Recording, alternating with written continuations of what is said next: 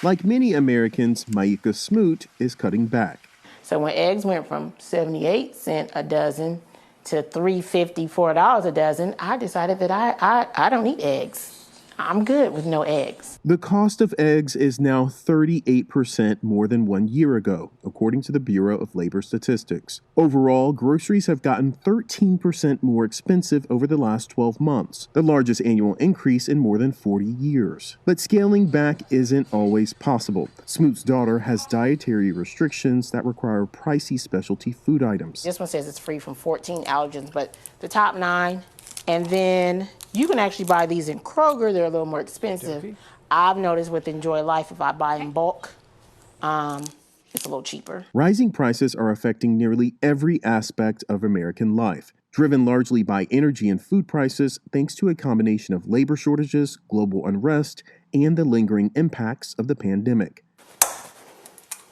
Small business owners like Ebony Carzo, who runs a boutique wedding cake bakery out of her home, have had to adapt. Her creations have landed her a loyal customer base, along with a spot on a Food Network TV show. But even with all that success, higher operating expenses also means some of those costs get passed down. Have you had to raise prices on some of your customers? Yeah, I've raised prices about 30%. Oh, whoa, that's a lot. Yeah, to cover not only the cost of inflation, but some of the other expenses that come along with it, because it's not just ingredients, but everybody is raising their prices. Carzo says she's added more pathways of income for her business, like hosting cooking classes and even turning her cooking studio into an event space. She calls it a lesson learned from tough times during the pandemic, and is something she hopes will make her business more stable in any possible recession. Even with all the negative news about the economy, there are some bright spots for both of these working moms who live in the Atlanta area. For Carzo, business is booming. So in 2022, my goal was to at least get back to pre-pandemic numbers. And I honestly didn't realize until last month, a month or so ago, that I had surpassed that number.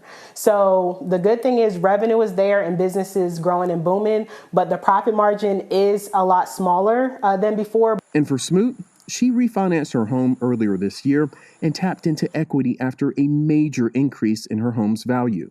She used the funds to pay off debt. So to me, that's just me thinking down the road, like not being strapped for cash, not if I need something, I'm able to do it. But just putting myself in a position where if you need it, you have it. To them, a more expensive life is a daily reality. It's one they admit there's no easy fix for, but they just want it to change.